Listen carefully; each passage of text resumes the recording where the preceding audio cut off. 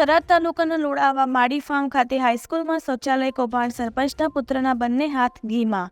બનાસકાંઠાના પૂર્વ સાંસદ પરબતભાઈ પટેલ લુણાવા ગામને દત્તક લીધેલ ગામના સરપંચ ભાજપના માનીતા હોવાથી કોઈ મોટા માથાના સહારે ગામમાં પડતર જમીન પર દબાણ કર્યું હોવાથી ગામ લોકોએ તંત્રનું વારંવાર ધ્યાન દોરવા છતાં તગડધીરના મારતા સરપંચના પુત્રને કોઈ તંત્ર કે કાયદો અસર કરે એવી ગામ લોકોને દૂર દૂર સુધી દેખાતું નથી। આ શાળાના શૌચાલયની દિવાલોને એક પણ આરસીસી બીમ કે કોપિંગ ભર્યું નથી। 4 લાખ જેટલી રકમ હલકી કામગીરીમાં વપરાય ખરી। આ તો મોસાળમાં વિવાહને માં પીરસનાર પછી મામાના ઘરે બાણે જ ભૂખ્યો રહે ખરી। અહેવાલ રાણાભાઈ પારેગી, બનાસકાંઠા। બરાબર। આ પોઝિશન જે છે કે થરાદ તાલુકાના લોણાવા ગામની છે, માળી ફાર્મ। અત્યારની પરિસ્થિતિ બહુ ભયંકર છે અને એમને બી થોડો કેમેરો નજીકથી બતાવે। આને એક પણ બીમા મકાને બનાવેલું નથી। આ શૌચાલય બની ગયું છે, એક પણ કોપિન ભરેલું નથી। ઉપર આરસીસીની છત ભરી દેવામાં આવી છે। પોઝિશન એવી છે, તમે જોઈ રહ્યા છો કે આ ઈંટો છે, બરાબર। આ જુઓ તમે, આવી પોઝિશન છે ઈંટોની।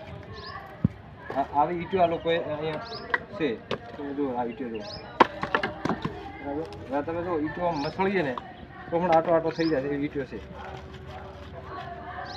આ તમે જુઓ આવી પોઝિશન છે।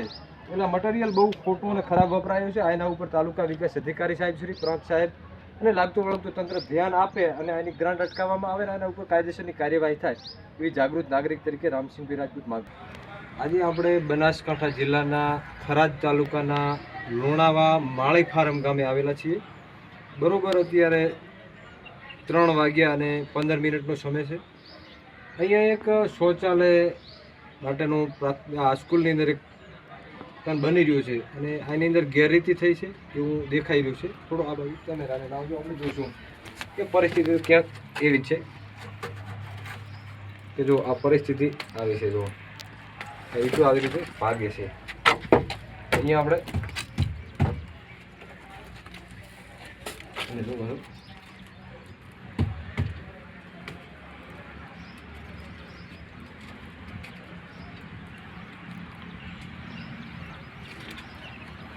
આ તમે જોઈ રહ્યા છો આવી રીતે આ ઈંટો છે ને, જો ભાગીને ભૂકો થઈ ગઈ છે। આ પોઝિશન આખે આખો આવશે।